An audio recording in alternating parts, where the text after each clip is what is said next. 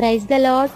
క్రీస్తు ప్రభు నామంలో ఆడియో ఉంటున్న ప్రతి ఒక్కరికి వందనాలు మరియు శుభోదయం. అనుదిన వాగ్దానాన్ని దయచేస్తూ మన జీవితాల్లో మరి ఒక ఆరాధనా దినాన్ని అనుగ్రహించిన దేవునికి స్తోత్రాలు. నేటి వాగ్దానం యెషయా గ్రంథం 58వ అధ్యాయం 14వ వచనం. నీవు యెహోవా యందు ఆనందించుదువు, దేశం యొక్క ఉన్నత స్థలముల మీద నేను నిన్నెక్కించెదను, నీ తండ్రి అయిన యాకోబు స్వాస్థ్యమును నీ అనుభవంలో ఉంచెదను. యెహోవా సెలవిచ్చిన వాక్కు ఇదే. ఈ లోకంలో చాలామంది చాలా వాటిని బట్టి ఆనందించాలి అని అనుకుంటున్నారు. వారికి ఉన్న డబ్బును బట్టి, అందచందాలు, విలాసాలు, అధికారాలు, అంతస్తులను బట్టి ఆనందించాలనుకుంటున్నారు. ఆనందించే వారిగా కూడా ఉన్నారు.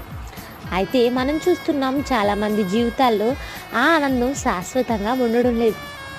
ప్రభువు ఈరోజు మనకిస్తున్న వాగ్దానం ఏంటి అంటే, నువ్వు యెహోవాను కలిగి ఉంటే, ఆయనలో ఆనందించేవానిగా ఉంటే, ఆస్తులున్నా లేకపోయినా, అందచందాలు, లోక సంబంధమైనవి ఏమి ఉన్నా లేకపోయినా, ఈ మానవ జీవితంలో ఉన్న ఆనందాన్ని అనుభవించగలుగుతావు.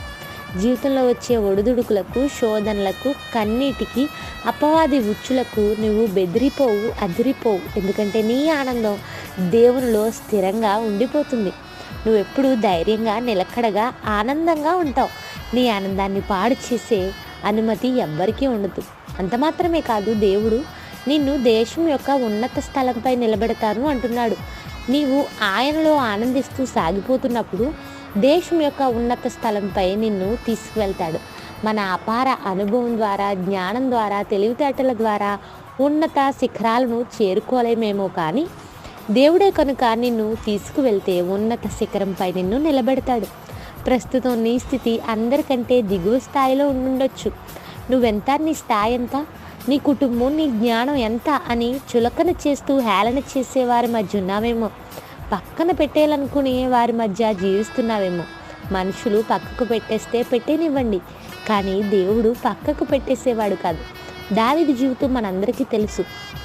ఫిలిస్తీయుడు శూరుడైన గొలియాతుతో పోరాడవలసిన దావీదు అన్నలు పక్కకు వెళ్ళిపోతే, దావీదు అన్నా నేను పోరాడతా అన్నప్పుడు నువ్వెంత, నీ బలం ఎంత అని పక్కకు పెట్టేశారు.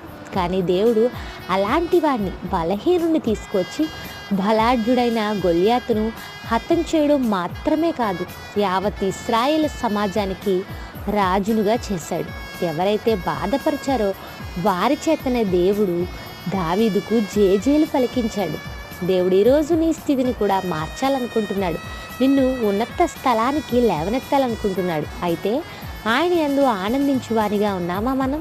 ఈరోజు మందిరమందు చేరి ఉన్నత స్థలంపై నిన్ను ఎక్కించే దేవుణ్ణి ఆరాధించి ఆనందిద్దాం.